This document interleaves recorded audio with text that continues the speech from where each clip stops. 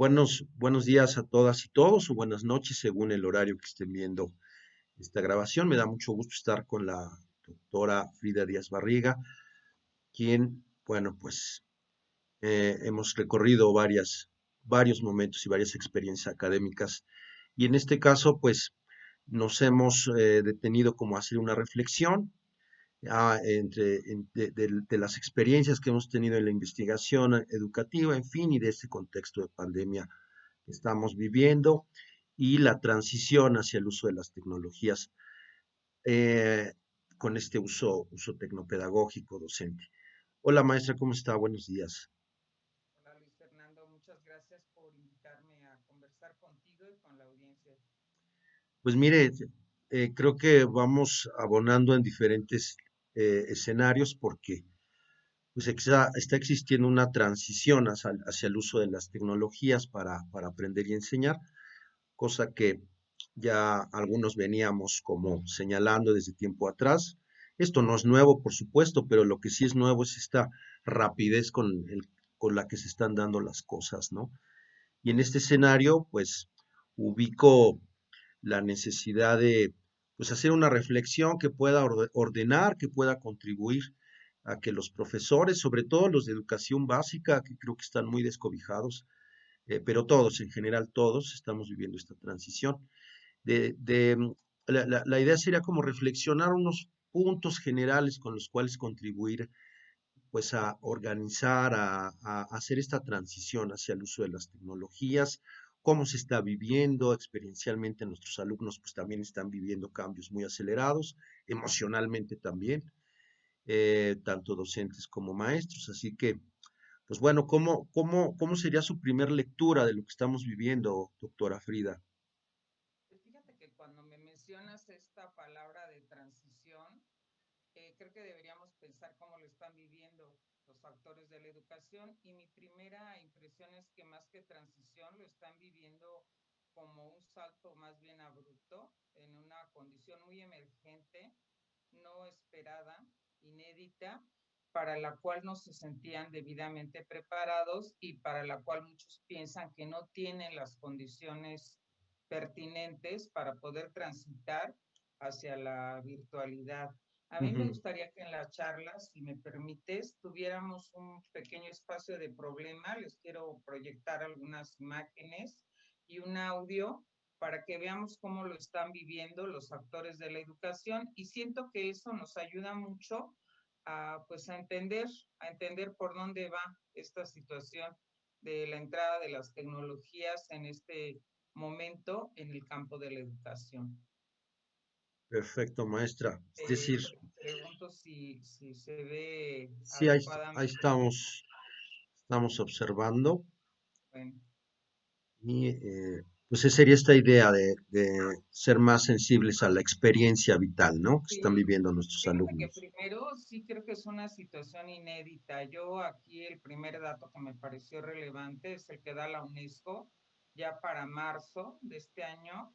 Fíjate, 113 países con los niños fuera de las escuelas, 102 países las cerraron a nivel nacional en todos los tramos educativos y 849 millones de niños y jóvenes que ya en esa fecha no estaban en la educación presencial en la escuela. Eso en sí mismo pues es un hecho inédito y aparte, bueno, ya están los datos en cada país, pero aquí empieza a aparecer una primera, yo me atrevo a decir, fisura en el sistema educativo Ok. que nos habla del sistema en su conjunto, porque tanto la UNESCO como la OMS ya tenían pues mucho tiempo y en muchos planes de los planes estratégicos que han estado generando en diferentes momentos, ya hace varias décadas me parece incluso, pues hablan de que todo sistema educativo tiene que tener previsión, Ujú. previsión y estar preparado para momentos críticos en la sociedad, que pueden ser pandemias, bueno, tú ya lo sabes, en nuestro país no falta desafortunadamente crisis que vienen por los terremotos, Ujú, por la ujú. etapa de huracanes, en otros lugares los tsunamis que han sido devastadores, en otros más condiciones de guerra, lo que quieras. Y entonces tendríamos que tener una previsión y por ende formación para nuestros agentes educativos en lo que se llama tiempos normales, que yo ya cada día pienso que esa palabra es más bien una ironía, que es lo normal, Claro, claro, para las etapas críticas y estar también preparados para después de las crisis, porque cada etapa tiene un significado y nos enfrenta a varios retos. Yo aquí me pregunto, ¿no estábamos preparados y con la previsión de vida? Ahorita durante la crisis hemos hecho lo que emergentemente se ha podido hacer y mira, siento que hay contextos donde se ha hecho mucho y lo mejor posible dentro de esas condiciones. sí. Y después de la crisis, bueno, pues hemos pensado en la distancia social, que no está muy clara, pero todavía todo lo que es el proceso educativo en sí mismo y el acompañamiento a los niños y jóvenes, creo que todavía no estamos muy claros, Luis Fernando. Y es que ¿Cómo se además está? le Sí, dime. añadiría que en principio las previsiones del mismo sistema educativo, al estar solo centrados en ciertos elementos, descobijan lo que sería la integración más holística del centro Claro, educativo hacia todo el resto de la sociedad, ¿no? Y esto también quedaría evidenciado en en esta demanda que algunos hemos hecho de que la formación en la enseñanza-aprendizaje va más allá del aula, ¿no? Y esta falta de previsión, pues queda evidenciada en el contexto de la pandemia, ¿no? La debilidad del sistema, la claro. sustentabilidad del sistema. Ujú. Y el otro punto que, bueno, aunado al anterior, pone este espacio de situación problema, pues más complicado todavía es que tenemos que reconocer que esto no es que haga evidente, porque evidente ya era, pero nos damos cuenta que el peso que tiene la desigualdad existente en nuestras sociedades. Esta Sí, sí, posibilidad sí. de ya sea transitar o resolver problemas emergentes en la virtualidad, pues mira, es según, porque francamente el uso de la tecnología está en función de una situación de equidad y justicia social y en sistemas educativos tan desiguales como los de nuestro país, nuestros países, pienso en México y la región latinoamericana, y esto ya lo sabíamos hace muchísimo, la situación no es fácil porque va a generar una condición de exclusión para todos aquellos que no tengan la posibilidad de transitar a esa virtualidad. En primer lugar, por el acceso a la tecnología. Fíjate, en el año anterior, la INEGI, para hacer eh, la precisión con datos muy reconocidos y válidos, decía ya que el 43% de hogares en México no tienen acceso a Internet, porque Internet se paga. En nuestro país Ujú, Internet ni en el ámbito de la educación es un bien común o público, como le quieras llamar. Quien tiene Internet en nuestro país lo paga. Sabemos que el Internet que pagamos en México, paradójicamente, es de los más caros, son ujú, de las tarifas más caras y sabemos que en desventaja siempre van a estar pues las personas de un estrato socioeconómico más bien bajo, que no tengan la posibilidad de hacer esos pagos y las personas que están ubicadas en áreas rurales, áreas marginales, lugares donde como no es rentable la tecnología, pues las empresas, o más bien la empresa, porque además vivimos en un monopolio de los servicios de Internet, pues no va a dotar, ¿verdad? De señal, equipo, sí, claro. infraestructura de vida. Sí, porque En ya el asunto, de hecho había ya una brecha, una exclusión digital. Ya estábamos viviendo sí, una exclusión digital sí, y antes de la ahorita pandemia, ¿no? se acentúa, Luis Fernando. Y Ujú, de hecho, se sabe, eso también son datos que se han reiterado cada año, que las personas cuando consultamos o trabajamos con Internet, no es en la institución escolar. De todas maneras, decir, ay, qué pena salir de la escuela y ahí trabajaba con la tecnología, pues mira, no, porque la estadística era, no me acuerdo si 10, 15% de las escuelas son las que tienen buen servicio de Internet y los niños pueden ujú. trabajar habitualmente, niños y jóvenes, con tecnología en el aula. Tú mismo lo has visto en nuestra facultad. En el aula, solo muy pocas aulas tienen el equipamiento para trabajar en la dinámica de la clase con Internet.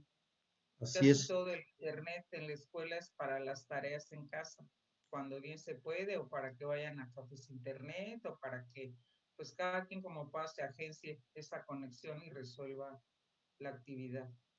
Y eso me recuerda también algunos estudios de prospectiva bastante viejos, inclusive de Sí, 20 años atrás, eh, que ya indicaban que un posible escenario de catástrofe es que al no existir las condiciones, estamos hablando de las materiales, de las económicas para proveer de tecnología, se iba a ir ensanchando cada vez más la brecha cognitiva asociada a esta brecha digital, claro, ¿no? porque esta brecha digital se asocia a una brecha cognitiva, a Exacto. una brecha socioeconómica, a una brecha de género, porque cuando cruzas el tema del estrato social con la condición de género, la condición de origen étnico, etcétera, pues está claro que se van sumando discriminaciones y exclusiones Ujú, con ciertos grupos ujú. sociales.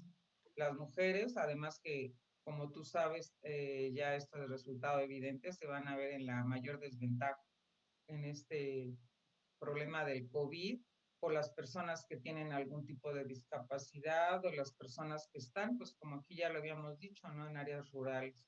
Entonces se van sumando desventajas a la Así es. desventaja existente.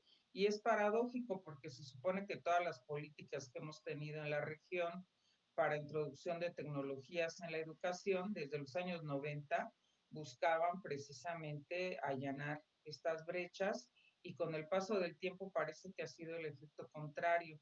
Quienes han tenido los mejores beneficios del uso de la tecnología en el ámbito educativo, pues son los que tienen, por su Claro. condición, posición, ubicación, la posibilidad de tener el acceso y aprovechar esos recursos. Creo que Entonces, pues mira, esto, en ese punto, perdón por interrumpirles, que no quiero desaprovechar, sí, sí, no, no, no, dialoguemos, que dialoguemos. es muy importante este primer punto que estamos identificando, que ya existía una exclusión digital asociada a lo material, digamos, a tener internet o Claro, no tenerlo, a tener una buena computadora o no claro, tenerla, y que además en otros sexenios se intentó de manera bastante ineficiente que esto no ocurriera. Me recuerdo, por ejemplo, en Ciclomedia y cuando se distribuyeron millones de claro. tablets en primaria, etcétera. In- El proyecto de las tabletas, ¿no? El exactamente, tecnológico, intentando como proveer de lo material en esta primer brecha. Pero existe otra brecha, que fue también la falta del uso tecnopedagógico de este material, ¿no? claro, Que también se claro, que ese es suma, el otro problema. que Sí, ese es sí, el sí, segundo problema. coincido contigo, coincido contigo. Fíjate, entonces, pues en encuestas que ya se están haciendo ahorita, ¿qué nos dicen los alumnos? Y mira que esta es una encuesta que se hizo, me dio mucho gusto que la hiciera la central de estudiantes. Los estudiantes encuestan a los estudiantes, pues para ver cómo estaban viviendo este traslado a la virtualidad. Y fíjate que el dato, bueno, hay muchos, pero uno de los más relevantes es este, el 67.3% dice que no se adapta. Como decimos aquí en México, no me hallo. Ujú, ujú, Y no me hallo, considerando que estos chicos son los que han podido, con todas las dificultades que pueda haber, entrar a tomar las clases en la virtualidad, pero también encuentran, y es ahora donde viene lo segundo que tú me comentas, que esas clases no logran tener exacto. o cubrir lo que se espera en una pues relación educativa, ¿no? En una clase, realmente. Sienten que se pierden cosas importantes en esa virtualidad y ahí es donde vamos a ver pues que ni los docentes ni los alumnos se han preparado debidamente para los procesos educativos en la virtualidad. Y hay muchas otras encuestas, ¿verdad? Me llama la atención que en este contexto de emergencia se están haciendo ya estudios, encuestas, testimonios, han abierto blogs, sitios web para comentar cómo se está viviendo esta situación, no Ujú, solo la pandemia, sino la situación de la educación en la virtualidad. Y pienso que palabras más, palabras menos, en eso se coincide. En una encuesta que se hizo también en la facultad, ya en mi facultad, con alumnos del área educativa, casi el 80% decían que puestos a escoger, prefieren más la clase virtual ujú. porque hicieran el acompañamiento del profesor, de sus compañeros, etcétera, por varios motivos. Entonces, bueno, pues estos son datos que tenemos que tomar en cuenta para poder pensar qué es lo que está sucediendo y a qué es a lo que tenemos que apostarle para transformar las cosas. Entonces, pues tal vez tendremos que aprender, y si no aprendemos esto, pues no aprendimos nada, que todas estas Sí. situaciones de pandemias, de situaciones críticas, de pues eventos emergentes, incertidumbres, lo que tú quieras, pues debemos tomarlos en cuenta. Somos un sistema educativo rígido que no planifica más que para las condiciones establecidas, ¿verdad? No Y pensando que las siempre, sí, condiciones cambian. bajo esta lógica instrumental más politizada, ¿no? Sí, Que pierde el foco del sentido como más profundo de que es educar. sí, Y bueno, finalmente esta sumatoria de efectos negativos que hemos estado comentando, que finalmente sumados y en el contexto de la pandemia, pues explotan y que pues de alguna forma habrá que confrontar, ¿no? Con una intervención educativa pues lo más ajustada posible, exitosa, ¿no? Y también me comentaba hace un momento las inquietudes, las experiencias de los alumnos, me comentaba inclusive de pasar un audio. sí, fíjate que sí, lo que quiero pasárselos, pero, y en este contexto, fíjate que esto ha despertado muchas situaciones, bueno, porque te interesa el tema a ti, a mí, al grupo de investigación en el que estamos, pues de los procesos de subjetividad e intersubjetividad. Ujú, Y claro, esto ha desatado como lo más sobresaliente muchas situaciones de emocionalidad. Yo aquí les comparto, es una actividad que le pido a mis alumnos, siento que incluso es una actividad no solo para comunicarlos, sino para generar una cierta reflexión y resiliencia, pues cómo estamos viviendo la pandemia, cómo estamos viviendo esta situación de tener que estar en la virtualidad, viviendo los procesos educativos. Y mira, esas son las nubes de emociones que me han elaborado ujú, mis alumnos. Tomé solo 5 sí, ejemplos, pero que impresionante, tienen toda una carga muy fuerte de impresionante, lo que se sí. está viviendo. Y si le preguntas a los profesores, nos van a decir algo similar. Y bueno, precisamente ahí, y bueno, lo comparto también con la audiencia porque siempre me dicen, es que yo no sé cómo voy a poder saber qué pasa, qué tienen mis alumnos o qué sucede. Pues de entrada preguntarles y tal vez algunas de estas tareas que además implican darles una mínima habilidad digital, utilizar programitas como este. Hay muchos programas para Ujú, nubes de emociones, yo aquí les ujú, pongo el Wordart, que son todos esos mapeos cognitivos que siento que nos ayudan en muchos sentidos. Luis Fernando, tú lo sabes, son procesos estratégicos para poder plasmar y traer a cuenta la emoción, las cogniciones, las ideas, las preconcepciones o lo que tú quieras, y eso nos informa mucho del sujeto de la educación. Es Voy que a permitirme sí, aquí claro. estos pequeños audios. Este es un trabajo que está realizando otra de mis amigas y colegas del grupo, que es la doctora Adelaida de Hernández de la UAP, en la Autónoma de Puebla. Y Ujú, ella está trabajando lo que le llama una etnografía virtual. Fíjate qué interesante, se está construyendo todo un campo de estudios etnográficos en la virtualidad, ujú, y ella simplemente les pidió un audio corto a los alumnos de cómo están viviendo la educación en la virtualidad. Les voy a poner uno o dos y luego regresamos a esto porque aquí ya encontramos, estamos tematizando tres grandes núcleos de problemática con los jóvenes, que estoy segura que van a tener la otra cara de la moneda con nosotros los profesores, ujú, por ¿verdad? supuesto. Pero bueno, mira, vámonos acá a verlo, si me permites. Ya tenía aquí un poco preparado cuáles, ahí, ¿dónde están? Quiero que escuchemos, y a ver, tú me dices si se escucha el audio, por favor, si eres tan Pues amable. son muy cansadas por lo mismo Ahí de está estar entrando muy bien. o de haciendo tarea o en clases virtuales. Y como me gustaría que fuera, pues eh, a decir verdad, mis profes sí como que les están echando ganas a hacer las clases virtuales lo mejor posible, pero pues sí, prefiero que sean presenciales que virtuales, porque ahorita en mi cuarto y en la casa como que sí me distraigo mucho, entonces sí. Pues mis clases virtuales tengo muy pocas y sí, a veces tengo un poco de flojera de entrar a ellas, ¿no? Sí me gustaría que fueran un poco más creativas en ese aspecto, que fueran más lúdicas y que nos motivaran a tomar clase. Que no sea pesado el decir, tengo clase a las 11 y que en verdad tenga ganas de ir y acordarme y entrar a la página para tomar clase. ¿Cómo describo mis clases virtuales?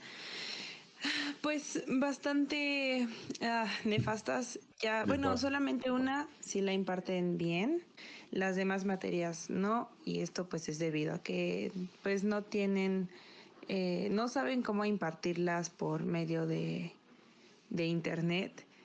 Y pues me gustaría que fueran en las mismas aplicaciones que tenemos, sin embargo que supieran bien cómo utilizarlas los profesores, eh, y no pensando que estando en casa vamos a poder hacer muchísima más tarea. Ya, eso es todo. Describiría mis clases Mira, como... si quieres las dejamos ahí, porque bueno, el audio es largo. La doctora Ya. Adelaida Flores Hernández pues está tomando varios recursos para hacer todo un análisis de etnografía virtual, como te comento, entonces ya son muchos los audios que Ujú. tiene. Lo que me gustaría tal vez resaltar, dime que estás viendo en la pantalla, porque ya no sé si estás Ahora viendo. estamos los dos. La No, pantalla ya se dejó de compartir. sí, sí, sí. Bueno, fíjate que lo que quisiera recuperar es a través de lo que se está analizando en estos audios, bueno, qué está detrás y cuáles son los núcleos de problemática. El trasfondo es lo que tú ya decías, darnos cuenta que no tenemos la preparación de vida Ujú. ni estamos formados para la educación en la virtualidad y que eso está repercutiendo de manera importante en los jóvenes, Y es que también ¿verdad? creo el efecto lo podemos rastrear desde el hecho de que la misma clase presencial ya no estaba aguantando, ya necesitaba desde No, hace mucho tiempo un ya cambio. era un paradigma agotado para las Exacto. formas. Y entonces Estaba por... esa resistencia por seguir haciendo las cosas igual, pues abona también a un elemento que si lo vemos desde la psicología clínica es también el origen de la patología, ¿no? No, y Hay que mira, estar cambiando y adaptándose para poder responder a las nuevas demandas, ¿no? desde lo que han venido tratando autores como el doctor Cole, hablando de las nuevas ecologías del aprendizaje, pues eso ya era un enfoque agotado. Ya teníamos que pensar en situaciones que vincularan más lo formal, informal, experiencias significativas desde la cotidianeidad, aprendizajes mucho más experienciales, Ujú. una mediación interesante de las tecnologías, trabajo mucho más constructivo, metodologías de mayor indagación, colaboración, etcétera. Claro, esto también hace crisis, no es que idealicemos lo que se hacía en lo presencial, ya ahí mismo había todo un foco de problemática que si lo trasladas y lo magnificas en la virtualidad, pues Ahí, es lo que te están comentando los jóvenes. Y los núcleos exacto. de Ujú, problemática, pues ujú, mira, ya los deberíamos haber anticipado. Este que decíamos, es el que se marca aquí en esta parte de la derecha, ujú, perdón, la falta de acceso a equipo de cómputo o de condiciones. Incluso algunos nos relatan que, bueno, ok, tienen un equipo, pero son 4 hermanos, todos tienen que hacer tarea, el papá y la ujú, mamá también ujú. trasladaron el trabajo en el esquema este pomposamente llamado home office, y pues Ajá. entonces es en El, casa, y lo que dicen los chicos son condiciones para la concentración y el trabajo que se tiene que hacer en lo académico. sí, es el primer elemento más técnico, ¿no? Del recurso. Sí. No existe el Otro, el recurso. tipo Ujú, de traslado del proceso educativo al aula. La ujú, mayor queja en todo esto que se está recopilando es que les piden una cantidad ingente de tareas en función del nivel educativo en que están, haz planas, haz páginas de ejercicios, contesta el libro de texto, o ya en la educación superior, pues los llenan de PDFs o de videos para hacer resúmenes, cuestionarios, exámenes, etcétera. Y eso pues solo está aumentando lo que es el tercer núcleo de problemática. toda esa situación socioemocional que se está Bien, generando bien, en bien, bien. profesores y en alumnos, porque en los profesores también. Fíjense, muchos problemas que llaman la atención en los niños jóvenes, problemas de sueño, de concentración, ni qué decir la motivación. Sabemos que motivación y emoción tienen la Ujú, misma raíz etimológica, entonces pues motivar y emocionar van en la misma dirección. Entonces, un correlato de mucho disconfort, llamémosle así, psicológico, porque tampoco creo que sea un tema de patologizar, Luis Fernando. No es que la gente se patologice, son los efectos que se esperan en estos momentos de tensión y situaciones críticas, ¿verdad? No claro, es que me sí, esté sí. enfermando mentalmente de la nada, Sí, porque sino además son se está echando a andar el proceso de adaptación y en esa crisis, pues, sí, las emociones se claro, están moviendo. también son Sí, respuestas adaptativas por las exactamente. Así es. biológicas, porque son respuestas de alerta ante situaciones que nos generan tanta ansiedad y estrés. Yo más bien quisiera saber a alguien que me diga, no estoy ansioso o no estoy estresado, Claro. ¿verdad? Entonces, pues ahí tenemos que pensar qué es lo que se puede hacer.